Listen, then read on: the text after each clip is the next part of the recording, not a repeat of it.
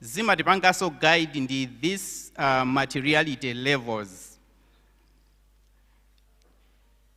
Tsopano pa nthawi ino ndiloleni ndikuwuzeni ma opinion amene tinapereka pa zaka zimenezi za 2022, 2023 and 2024. 2025 sanathe ndesi tinapange audit tizapanga chaka chamawa.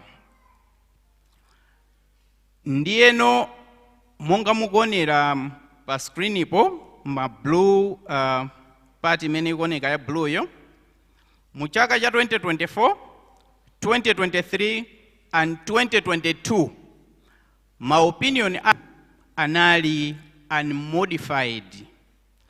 Tikati unmodified opinion mu njira ina timanena kuti clean opinion. Zikutanthauzanji? Unmodified opinion kapena clean opinion zikutanthauza kuti auditor wafufuza ndipo ganizo lathu ndilo kuti ma financial statements amenewa anali onadi. Ndeti kumbukire ndinakamba za materiality as auditors ndilo kuti ma financial statements azaka zimenezi amapereka chithunzithunzi. Ngati pali funso lililonse mukhoza kufunsa. So move motion yapadera ngati ali pali ndi cholankhula tikupereka mwayi 2 minutes at a maximum. Ngati mungabwere mu queue ndinaneka lale, just come to the queue. When you queue ndi mic ikhala in that order. Ndizipereka molinga ndi kumene tiyambire. Ndiyambira ku left kwanga. Ini si fonso kweni malankalaka ma presentation imene mwapanga ije ndiyabwino kwambiri kwa amene amamva zimene mmafotokoza akutsatirani. Unfortunately tinawonso ambiri amene sanamve chimene mwafotokoza. Timalakalaka ankhanjichewa aliyense wamva amatanthauzira pamene ripoti lanu nangasito it was just recorded. No time yoni yakuti pali kutanthauzira kuti wina wake amene sanathe kutsatira tonse zafotokoza akatauza. Yes, ndikudziwa ngati mwayo umene ulipo just a summary yakumapeto kuonetsera kuti kodi financial position ya mpingo ili bwanji. Nomwe kuti mamawa mwatiuza kale unena kuti sitili bwino. Tete mafuna kuti ndi report lanulo ndi statement imene lankhula mamoja muzilumikize.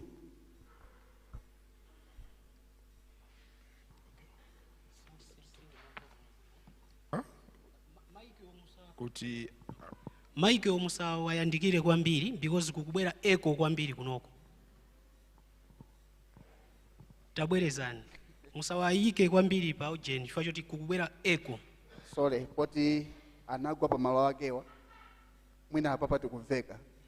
Ndi mafotokoza nena kuti malakalaka paka nakhala mwayi poti mutangopereka a brief summary ya kumapetoko imene ngaonesere the financial position ya mpingo wathu kubwino wa amene sanathe kukutsatirani for zonse recording imene munapanga ija yonse ndi chizungu. Wina wake wamvesera ito yokwambira pa kumapeto kwa ibe imene wamva. Tathokoza kwambiri abande mwachidule kwambiri.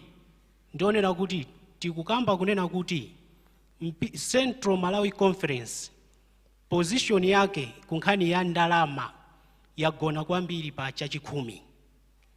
Mukakaona grafu imene ili mabooklet chachikhumi chatu chili up pamene zopereka nthawi zambiri zili mutsika kwambiri.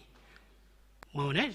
So kuti ngati conference ikwanitse kupanga ma project amene sakukhuzana ndi chachikhumi zikutanthauza kuti chachikhumi chathu amene ma offerings athu akuyenera at least akwereko. Komano mukakaona graph ija tikukamba kuti ndi 80% yokha ya ma offerings. Kutanthauza kuti 90% imene ili ya ma restriction oti sitingathe kungogwiritsa ntchito mwina ayenge zimene ife tikufuna. Ndiye zikatero zimapeza kuti chachikhumi chija sichikubweranso.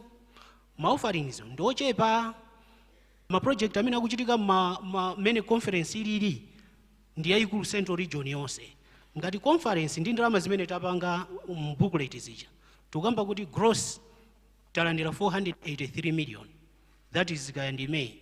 pa 483 sitinachotsepo za conference I mean za union ndiye ife tikulandira 200 chakuti pa 200 chakuti 1000 project imodzi yonena kuti mwina akumanga chalichi mwachiduchi chimodzi ndiye tiwerenge kunena kuti muno mu central region tili ndi machalichi angati mwayiona so tikanakhala